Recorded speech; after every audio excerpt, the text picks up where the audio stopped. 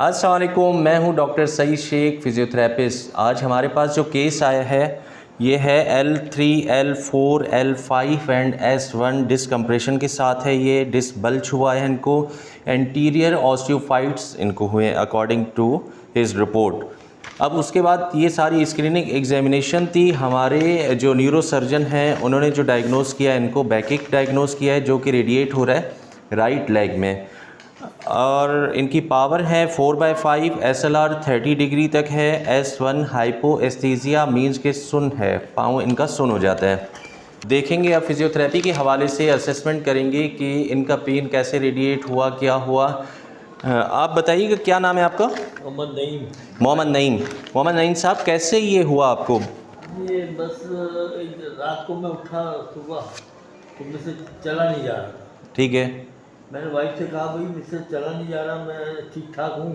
अब मैं सुबह उठा, अगली सुबह उठा 5 बजे, तो मुझसे चला नहीं जा रहा था। वॉशरूम के जाने के लिए मुझसे चला नहीं जा रहा था। मैं बहुत तकलीफ में था। फिर वाइफ के साथ हाथ पकड़ के वॉशरूम में गया, फिर वहाँ से फिर वापस आया तो मेरे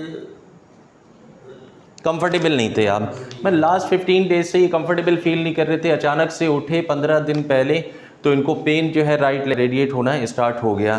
तो अब हम देखेंगे कि इनको कौन कौन सी हम एक्सरसाइज करवा सकते हैं, फिजियोथेरेपी में कितनी हेल्प करवा सकते हैं। आप बेड पर आइएगा प्लीज़। अच्छा, आप देख सकते हैं जो हम फिजियोथेरेपी में इनको असेस करेंगे, असेसमेंट में हम देखेंगे कि इनका हैमस्ट्रिंग कितना स्ट्रेच है, फीमोरल नर्व कितनी स्ट्रेच है और कितनी इनकी डिग्री ऊपर तक जाती है।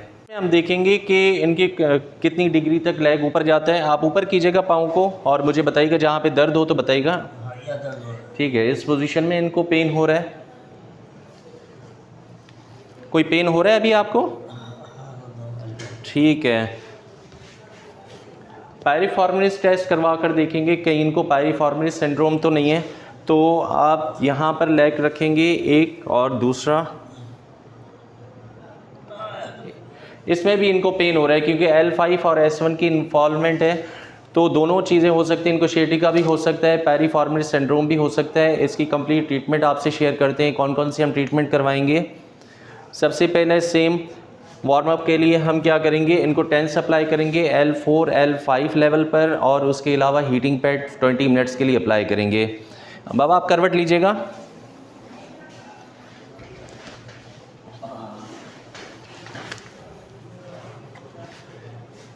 यहाँ आप देख सकते हैं कि L4, L5 लेवल पर मैंने टेंस अप्लाई किया।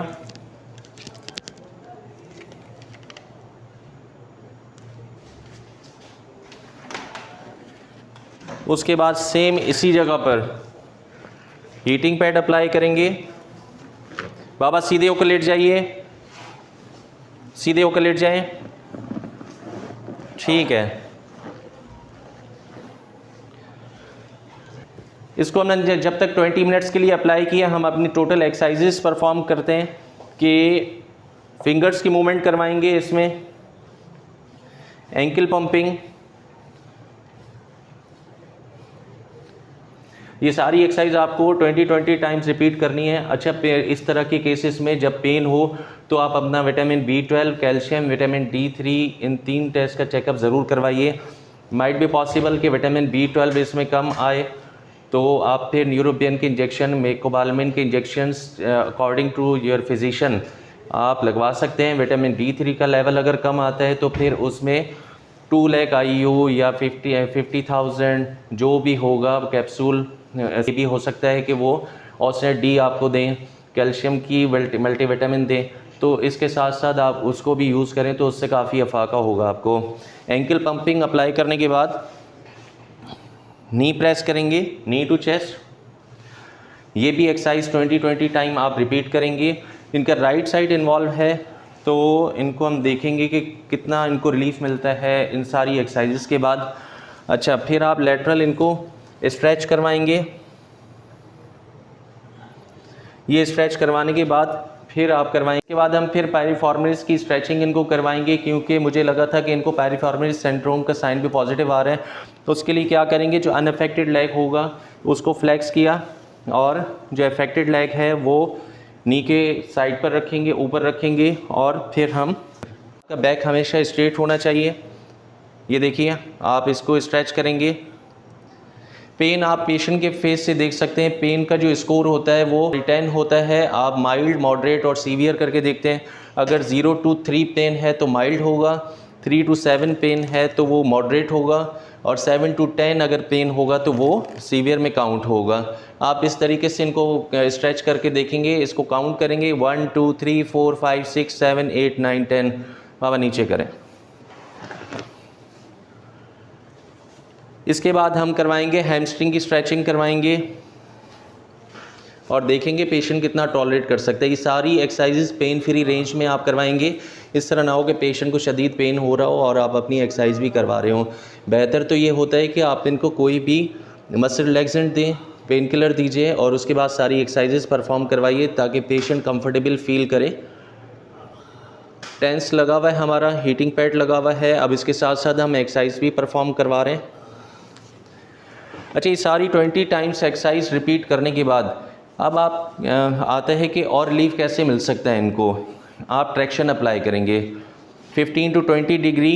जो अफेक्टेड लेग है उसको आपने एबडक्शन में किया और उसके बाद फिर नीचे से हाथ रखा, ऊपर से एंकल के ऊपर हाथ रखा आपने और अपनी बॉडी को आप, ये मैं ट्रैक्शन होती है, आप देखिए इसको ट्रैक्शन कर देने के बाद 30 सेकंड तक आप काउंट करेंगे। 1 2 3 4 5 6 7 8 9 10 11 12 13 14 15 16 17 18 19 20 21 22 23 24 25 26 27 28 29 30।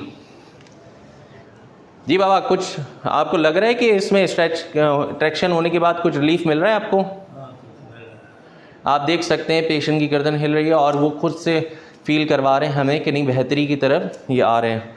आप देखिए, दोबारा से हम ट्रैक्शन अप्लाई करेंगे और इसी तरह से 30 सेकंड्स रोक कर रखेंगे इस तरीके से। अच्छा, आप घर पर विदाउट फिजियोथेरेपिस्ट आप ये ट्रैक्शन अप्लाई नहीं कर सकते क्योंकि अगर डिग्री थोड़ी भी ऊपर नीचे हुई तो फिर नुकसान भी हो सकता है। तो बेहतर यही होगा कि आप फिजियोथेरेपिस्ट के अंडर सुपरविज़न ये सारी चीज़ें करें और फिर फिजियोथेरेपिस्ट अगर आपको परमिशन देता है तो फिर आप ये सारी चीज़ें परफॉर्म कर सकते हैं।